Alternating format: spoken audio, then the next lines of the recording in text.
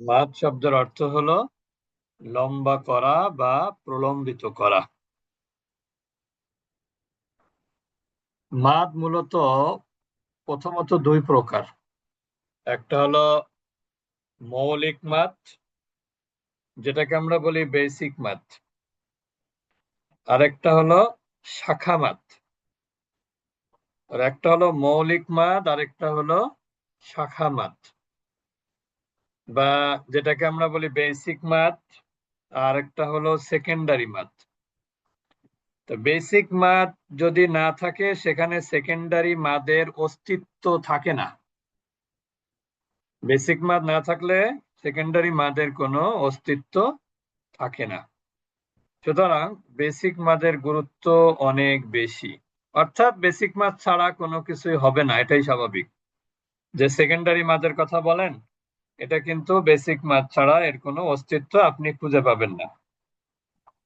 এই জন্য এই বেসিক মাদটা অনেক গুরুত্বপূর্ণ। আরেকটা দিক থেকে বেসিক মাদ অনেক গুরুত্বপূর্ণ, সেটা হলো যে আমরা শুনি যে নামাজ হয় না কোন কারণে, এবং অর্থের মধ্যে অর্থ যখন ভুল হয়, কেন হয় অর্থ ভুল, এর প্রধান কারণ কিন্তু বেসিক মাদ। এর প্রধান কারণ কি? বেসিক মাদ বা মৌলিক মাদ। এর প্রধান কারণ হলো বেসিক বা মৌলিক মাদ। তাহলে আমরা কি বললাম যে মাদ হচ্ছে দুই প্রকার। একটা হচ্ছে বেসিক মাদ, আর একটা হলো সেকেন্ডারি মাদ। বেসিক মাদ আর হলো সেকেন্ডারি মাদ। বেসিক মাদ কেন গুরুত্বপূর্ণ? বেসিক মাদের গুরুত্বের কারণ হলো আপনার প্রথমত বেসিক মাদের ভুল হলে অর্থ ভুল হয়ে যায়। আমরা একটা উদাহরণ দেই, তাহলে জিনিসটা আরো ক্লিয়ার হবে। যেমন আমরা যদি এখন এখানে কি অক্ষর লিখলাম? মিম। এখানে কি লিখলাম? মিম লিখলাম। আর এই মিমের উপর যদি আমরা জবর দেই, তাহলে এটা কি হবে? মিম জবর মা। এই মায়ের কিন্তু কোনো আলাদা স্পেশাল কোনো অর্থ নাই। এই মায়ের স্পেশাল কোনো অর্থ নাই। কিন্তু এই মাকে যদি আমি একটু লম্বা করি, প্রলম্বিত করি, একটু মাত করি, তাহলে কিন্তু সেই মাত কি হবে? সেই মাটা কিন্তু অর্থবহ হবে। যেমন এখানে যদি আমি লিখি মিম আলিফ জবর মা, কি লিখলাম? মিম আলিফ জবর মা। এখন কিন্তু এই মায়ের একটা অর্থ হলো। এই মায়ের অর্থ কি হলো? এই মায়ের অর্থ হলো হচ্ছে না। এই মায়ের অর্থ কি হলো? না। এখন আপনি যদি এখানে মা বলেন, তাহলে তো ঠিক আছে, ওকে। কিন্তু এখানে যদি মা বলেন মাদ না করে, তাহলে কি অর্থ ঠিক থাকবে? না। ঠিক থাকবে না। একইভাবে দেখেন, আমরা যদি এখানে লাম জবর লা লিখি, নিচে খেয়াল করি আমরা লাম জবর লা। এই লা এর অর্থ কিন্তু অবশ্যই, অথবা এই লা এর অর্থ কখনো কখনো জন্য। কিন্তু এই লাটাকে যদি আমি একটু মাত করি, লাম আলিফ জবর লা, তখন কিন্তু এই লা এর অর্থ হবে না। কি অর্থ হবে? না। না। তখন এই লা এর অর্থ হবে হলো না। তার মানে বুঝতেছেন কত গুরুত্বপূর্ণ মাত? জি। তার মানে আপনি তাজবিদের মধ্যে রুলস কিছু আছে হলো যে পড়ার সৌন্দর্যকে বাড়িয়ে দেয়, আর কিছু আছে হলো যে যে নিয়মগুলো আপনার ফলো না করলে আহ, আপনার অর্থের পরিবর্তন হয়। তা যে নিয়মগুলো ফলো না করলে অর্থের পরিবর্তন হয়, সেগুলোর মধ্যে সব থেকে গুরুত্বপূর্ণ হলো মাত। সেগুলো থেকে সবচেয়ে গুরুত্বপূর্ণ কোনটা? মাত। সুতরাং মাতটাকে আমরা অনেক গুরুত্ব সহকারে ইনশাল্লাহ আমরা পড়ার চেষ্টা করব, এবং অবশ্যই ক্লাসে আমরা একটু মনোযোগী হব। কারণ একবার পরিশ্রম করলে আপনার 10 বার ক্লাস করা লাগবে না। অনেকে দেখবেন যে বারবার ক্লাস করে, একটা দুটো ক্লাস করার পরে তারপরে দেখা যায় ক্লাস করতে পারে না, যে কোনো ভাবে ক্লাস করা হয় না, পরবর্তীতে আবার ক্লাস করা। এটা ধৈর্যের একটা ব্যাপার আছে, এই জন্য আমরা একটু মনোযোগ রেখেই আমরা কি করব, ক্লাসটা করার চেষ্টা করব ইনশাআল্লাহ। সবাই বুঝলাম তো? চেষ্টা Yes, তা আমরা একটু মনোযোগী হয়ে ক্লাসে বসবো এখন। আমরা এখন শুরু করব। তা মাদের মাদ সম্পর্কে জানতে হলে আপনাকে আগে মাদের অক্ষর সম্পর্কে জানতে হবে। মূলত মাদের অক্ষর কয়টি? মাদের অক্ষর হলো 3টি। মাদের অক্ষর 3টি। সেই 3টি অক্ষর হচ্ছে আলিফ, ওয়াও, ইয়া। এই 3টা হলো মাদের অক্ষর। তো মনে রাখবেন যে এই অক্ষরগুলোকে আবার বলা হয় দুর্বল অক্ষর। এই অক্ষরগুলোকে কি বলা হয়? দুর্বল অক্ষর বলা হয়। বুঝতে পেরেছেন? এখন প্রশ্ন হলো, দুর্বল অক্ষর কেন বলা হয়? এর উত্তর হলো, এই অক্ষরের উচ্চারণের সাথে যারা অসুস্থ দুর্বলের যে সাউন্ড হয়, একজন মানুষ যখন দুর্বল হয়, অসুস্থ হয়, সে কিন্তু এক প্রকার সাউন্ড করে। যেমন যে অসুস্থ সে কিন্তু যখন কাতরায় বেডে বসে, মানে হাসপাতালের বেডে বা নিজের বাড়িতে, তখন কিন্তু সে শব্দ করে কেমন, আ উ ই, এরকম করে না? জি ওস্তাদ। তো এই জন্য এই অক্ষরগুলোকে বলা হয় দুর্বল অক্ষর। যেমন দেখেন, আমরা যদি এখন আলিফ, ওয়াও, ইয়া এই 3টা অক্ষরের উচ্চারণ করি, অর্থাৎ হরকতের মাধ্যমে, তাহলে দেখবেন সাউন্ডটা কিন্তু অনেকটা সেরকমই হয়। যেমন আমি যদি এখানে বলি হামজা, খাড়া জবর কি হয়, আ। তারপর আমরা যদি বলি যে হামজা ওয়াও পেশ কি হয়, উ। এবার যদি বলি হামজা ইয়াজের কি হয়, ই। এই যে দেখেন সাউন্ড হলো, এই সাউন্ডটা কিন্তু সুস্থ মানুষের সাউন্ড না। বুঝতে পেরেছেন? এই জন্য এইগুলোকে কি বলা হয়, দুর্বল অক্ষর বলা হয়। কারণ এই অক্ষরদের উচ্চারণে দুর্বলতার প্রকাশ পায়। ঠিক আছে? তা যেমন আমরা কিন্তু ইংরেজিতে কি পড়েছি, উইক লেটার, তারপরে কি strong, week verb, strong verb, week verb, strong verb. তা আরবিতেও এরকম কি আছে, উইক লেটার আছে এবং উইক ভার্বও আছে, কিন্তু সেটা আরবি গ্রামারের ক্লাস, এটা তাজবিদের ক্লাস, যেহেতু আমরা ওইটা আলোচনা করব না। তাহলে মাদের অক্ষর কয়টি? 3টি, আলিফ, ওয়াও, ইয়া। এবার দেখেন আমরা এই যে আলিফ ও ইয়া কখন মাদ হবে। আলিফ ও ইয়া তখন মাদ হবে যখন আলিফের ডাইনে জবর হবে। আলিফ কখন মাদ হবে? আলিফের ডাইনে জবর হবে যখন। অথবা আমরা এভাবেও বলতে পারি জবরের বামে খালি আলিফ। তাহলে এটা কি মাদ হবে? এটার নাম আলিফ আলিফ মাদ। মাদ। এবার দেখেন ওয়াও কখন মাদ হবে? ওয়াও সাকিন তার ডাইনে পেশ হলে সেটা কি হবে? ওয়াও মাদ। ওয়াও সাকিন তার ডাইনে পেশ হলে সেটা হবে ওয়াও মাদ। অথবা আপনি বলতে পারেন যে পেশের বামে জজম আলা ওয়াও, পেশের বামে জজম অলা ওয়াও। তাহলে কি হলো, সেটা ওয়াও মাদ হয়ে গেল, মু। এরপরে দেখেন ইয়া মাদ কখন হয়? ইয়া সাকিন তার ডাইনে জের। অথবা আমরা এভাবেও বলতে পারি যে জেরের বামে জজমালা ইয়া, তাহলে কি হলো, মি। এটা ইয়া মাদ হয়ে গেল। তাহলে আলিফ মাদ কখন হয়? জবরের বামে খালি আলিফ, পেশের বামে জজমালা ওয়াও, জেরের বামে জজমালা ইয়া। তাহলে মা, সবাই বলি এই মার অর্থ কিন্তু কি না। মু, মি, এখন দেখেন এই যে মাদ, এই মাদের একটা পরিমাণ জানা দরকার না? আমরা কতটুকু মাদ করব? আমরা কি মাদ করতেই থাকবো? আসলে মাদ হবে হচ্ছে এক আলিফ বা যেটাকে আমরা বলি দুই হারাকা।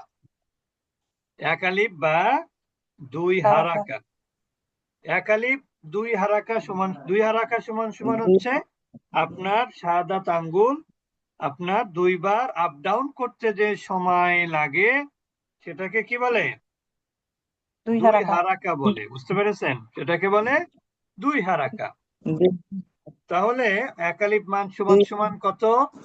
দুই হারাকা। দুই হারাকা। আর দুই হারাকা হচ্ছে আপনার শাহাদাত আঙ্গুল যদি আপনি উপরে উঠান নিচেই নামান, এটা স্বাভাবিক গতিতে যে সময় লাগে সেটা হলো দুই হারাকা। কেউ বলেছেন যে দুই হারাকা মানে তাসবিহ, দুইটা তাসবিহ পড়তে যে সময় লাগে, যেমন সুবহানাল্লাহ সুবহানাল্লাহ, এই যে দুইবার পড়লাম এটার যে সময় লাগে সেটাকে দুই হারাকা বলে। এটা মোটামুটি একটা মানুষ প্র্যাকটিস করতে করতে একটা সময় হয়ে যায়, নির্দিষ্ট হয়ে যায়।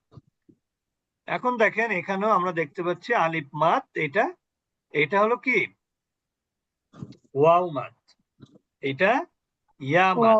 ইয়ামাত। তাহলে এটা আলিফ মাদ, যেহেতু আলিফের ডাইনে জবর, এটা ওয়াও মাদ, ওয়াও সাকিনের ডাইনে পেশ, এটা হলো ইয়া মাদ, ইয়া সাকিনের পূর্বে জের।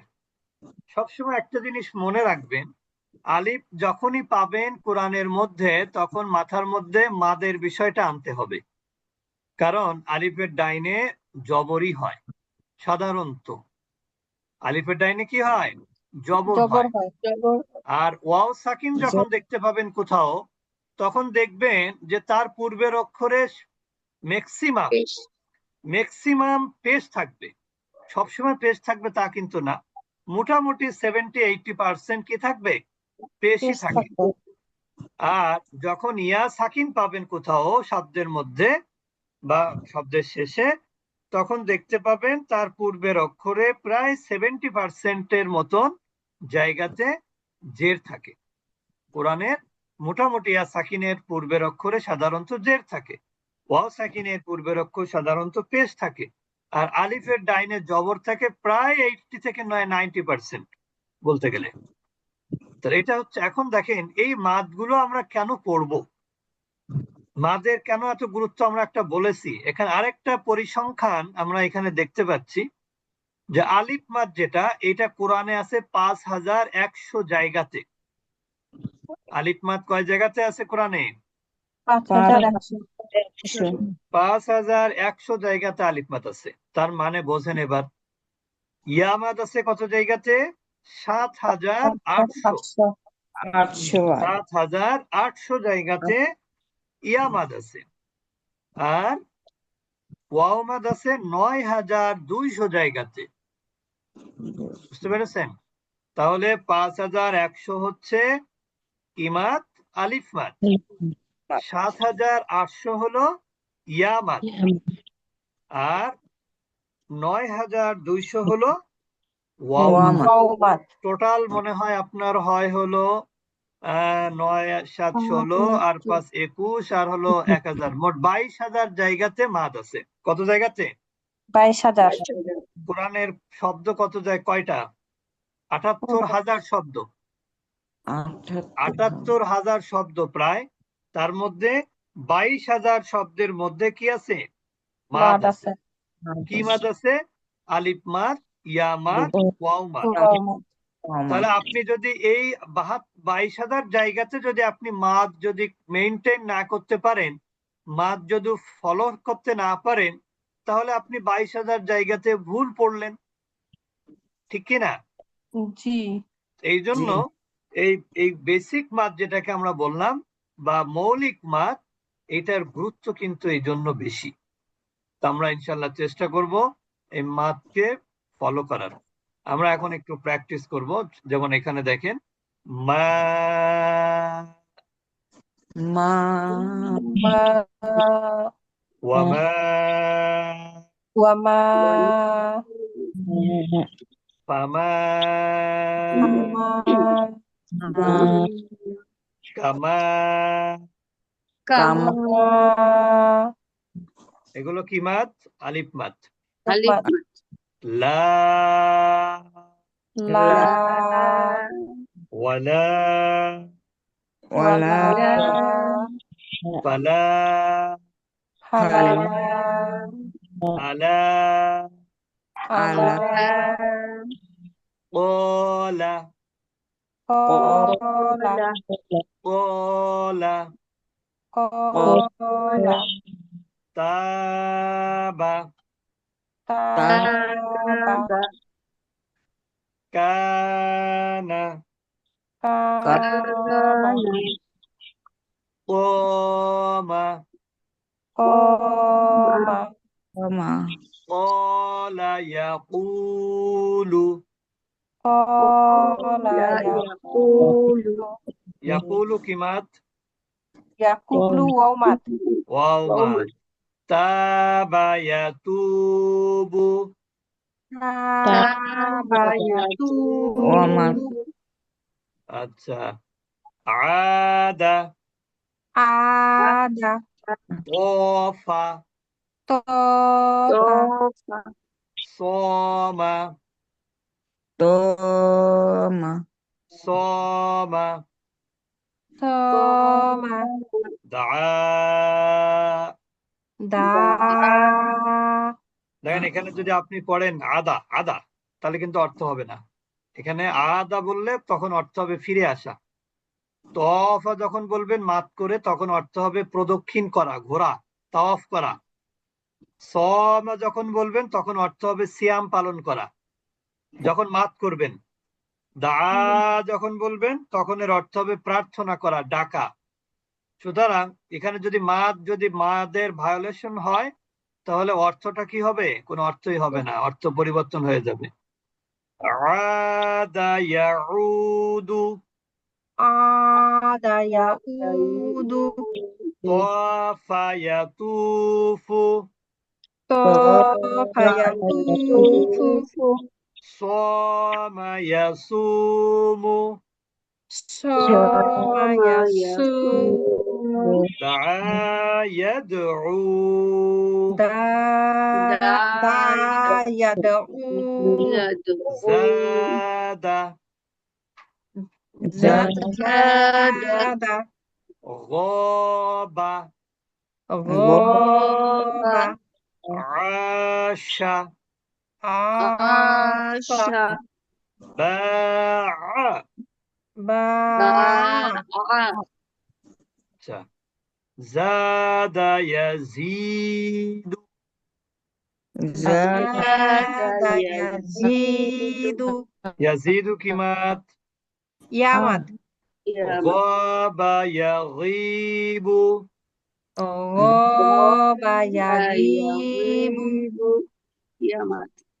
আশা ইয়াঈশু আশা ইয়াইউশু ইয়াঈশু ইয়াইউশু বাআ ইয়াবিউ বা ইয়াবিউ নামা ইয়ানামু নামা ইয়ানামু খাফা ইয়াখাফু খাফা ইয়াখাফু কাদা ইয়াকাদু কাদা ইয়াকাদু বাআ ইয়াবিউ বা ইয়াবিউ আচ্ছা। ইয়াউদু ইয়াউদু ইয়াতুফু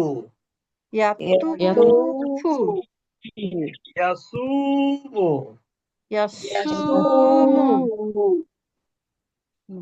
আচ্ছা। এরপরে হলো আমরা এখন চলে যাব খাড়া জবর। খাড়া জবরটাকে আসলে বলা হয় আলিফ সগীরা। বহির্বিশ্বে কি বলা হয়? আলিফ সগীরা। দেখেন আলিফ সগীরা বা খাড়া জবর কিন্তু আলিফ মাদের সেম মাদ। একটা উদাহরণ দিয়ে আপনাদেরকে দেখেন। হা এরপরে যদি আপনি আলিফ দেন তাহলে কি হলো? আলিফ জবর হা। এখন যদি হার উপরে খাড়া জবর দেন তাহলে কি উচ্চারণ ভিন্ন হবে না একই হবে? একই হবে। একই উচ্চারণ হবে। এটাও হা, এটাও হা, একই রকম মাদ। আবার দেখেন হা উল্টা পেশ হু। আবার আপনি যদি বলেন হা ওয়াও পেশ হু, হু, তাহলে এটা কি মাদ হবে? দুইটাই একই উচ্চারণ একই হবে। ওয়াও আবার মাদ। যদি আপনি ওয়াও মাদ, এখানে হা খাড়াজের হি, এখন যদি আপনি বলেন হা ইয়াজের হি, ইয়া মাদ। ইয়া মাদ, তার মানে হচ্ছে কি আলিফ মাদ সেইম মাদ হচ্ছে কি খাড়া জবর। ওয়াও মাদের সেইম মাদ হলো উল্টা পেশ, আর ইয়া মাদের সেইম মাদ হলো খাড়াজের। বুঝেছেন সবাই? জি তবে একটা জিনিস মনে রাখতে হবে, খাড়া জবর কিন্তু যে কোনো অক্ষরের উপরে হয়। খাড়া জবরটা যে কোনো যে অক্ষরের উপরে হয়, কিন্তু উল্টা পেশ এবং খাড়াজের এটা কিন্তু 3টা করে অক্ষরে হয়। আমরা একটু দেখি। যেমন দেখেন খাড়াজেরটা হয় কিন্তু হামজার নিচে বা আলিফের নিচে, আর হায়ের নিচে, আর হলো ইয়ার নিচেই। তাহলে খাড়াজের 3টা অক্ষর ছাড়া কিন্তু হয় না। খাড়াজের কয়টা অক্ষরের নিচে হয়? 3টা অক্ষরের নিচে। 3টা। একটা হচ্ছে আলিফ বা হামজা, আলিফটা আলিফের নিচে হয়, একটা হা, আর একটা হলো ইয়া। তাহলে খাড়াজের হয় 3টা অক্ষরের নিচে, এছাড়া কিন্তু কোথাও পাবেন না খাড়াজের। একটা হলো আলিফের নিচে, একটা হায়ের নিচে, আর একটা হলো কি ইয়ার নিচে। আর উল্টা পেশও 3টা অক্ষরের উপরে হয়। একটা হলো ওয়াও, ওয়াও, একটা হলো হা, আর একটা একটা হলো কি হামজা। হামজা। হামজা। তাহলে উল্টা পেশ হয়, এই উল্টা পেশও কিন্তু এই 3টা অক্ষর ছাড়া হয় না। একটা হচ্ছে ওয়াও এর উপরে হয় উল্টা পেশ, আর হায়ের উপরে হয় উল্টা পেশ, হামজার উপরে হয় উল্টা পেশ। এখানে একটা জিনিস দেখেন, কমন হচ্ছে কোনটা অক্ষর? হা এবং হামজা বা আলিফ। আর এইটা কিন্তু ওয়াওটা ইয়ার জায়গায়, অর্থাৎ খাড়াজেরটা হয় ইয়ার নিচে, আর উল্টো পেশ হয় কার? ওয়ার। ওয়াওয়ের উপরে। বুঝতে পেরেছেন? জি। আমরা একটু প্র্যাকটিস করবো এবার। আলা, এক আলিফ মাদ, আলা। এক আলিফ সমান সমান 2 হারাকা। আখর, আখর। ইলাহা, ইলাহা। আমানা, আমানা। ইলাহ, ইলাহ। আলা, আলা। এবার আয়াতি, আয়াতি। এখানে কিন্তু খাড়া জবর ডাবল বা আলিফ সগীরা। হাযা,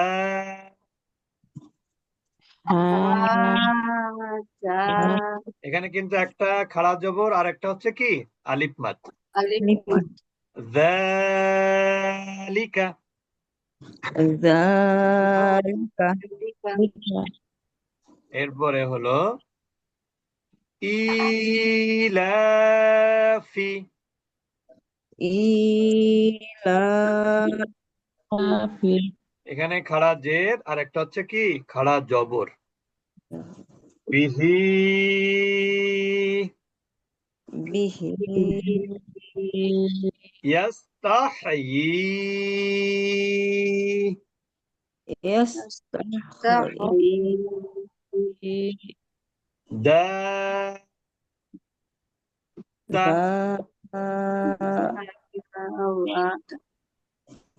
লাহু,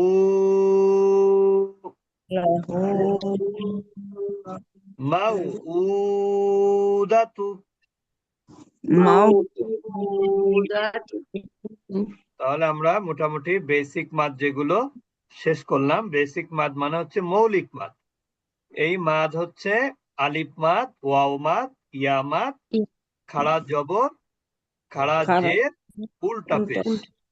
আমাদের এই ক্লাসটা, তাজবিদের এই ক্লাসটি প্রতি শনি এবং সোমবার ভোর 5:15 শুরু হয়। তা যারা ক্লাস করছেন তারা রেগুলার ক্লাস করবেন।